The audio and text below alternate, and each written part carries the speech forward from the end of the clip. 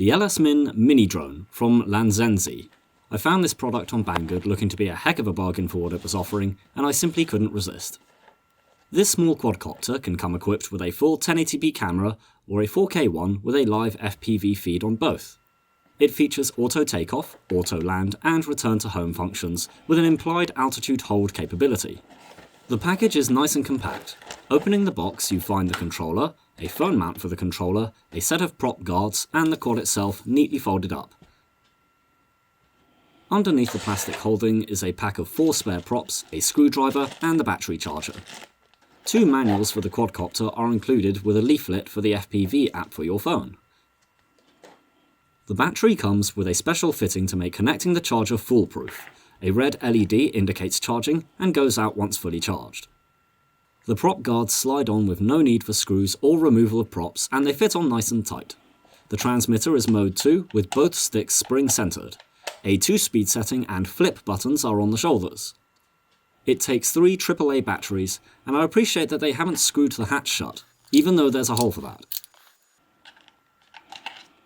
It powers on with a press toggle button, and the quad powers on with a press and hold as well. Moving the throttle stick up arms the quad, and down arms the controller. The flashing LEDs on each will go solid to confirm arming.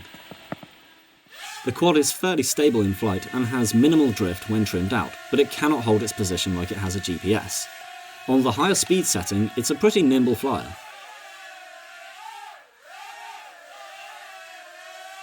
The auto land and auto takeoff buttons will no doubt be appreciated by beginners. It quickly executes maneuvers to stay out of ground effect, where I find quads will drift quickly. The quad does come with a 1-key return button that I do not recommend using. It simply races in whichever direction was to its rear when it was powered on, and does not stop once it passes its starting position. Headless mode is also relative to its starting orientation and can be very disorientating to use. The FPV app for the phone is easy to get. Scan the QR code on the leaflet and select the app provider your phone uses. It installs quickly and is simple to use. Your phone connects to the quad via Wi-Fi, and once connected is very easy to get the feed coming through.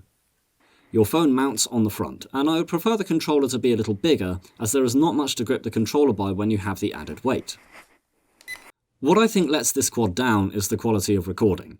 It cannot carry an SD card, and so any recording is purely what gets transmitted to your phone.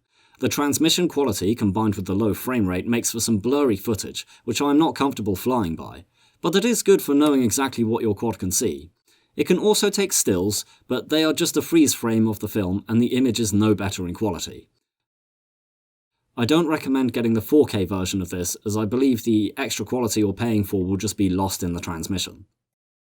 As mentioned earlier how it is nimble in flight, it can put up a good fight in the wind.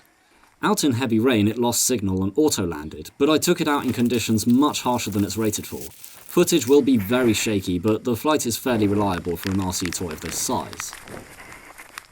One quadcopter I compare this to is the Hubsan H107C, my most recommended introductory quad that has for some reason shot up in price recently.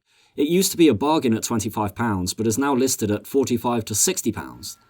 Based on the LS Mini's photography drone characteristics, I was considering recommending it for the path of the photographer, with the H107C being the path of the racer, which, by the way, if you do choose to go down the racer path, you will develop skills for more than just quadcopters.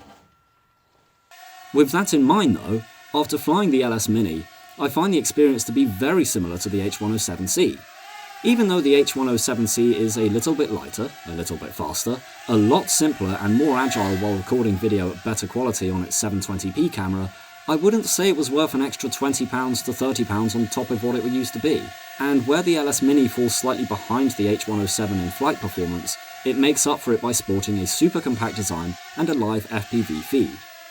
So I would recommend the LS Mini as an introductory quad over the H107C.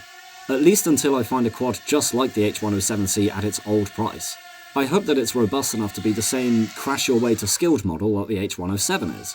It has so far shaken off crashes without an issue, so I am finding it easy to keep my hopes up there.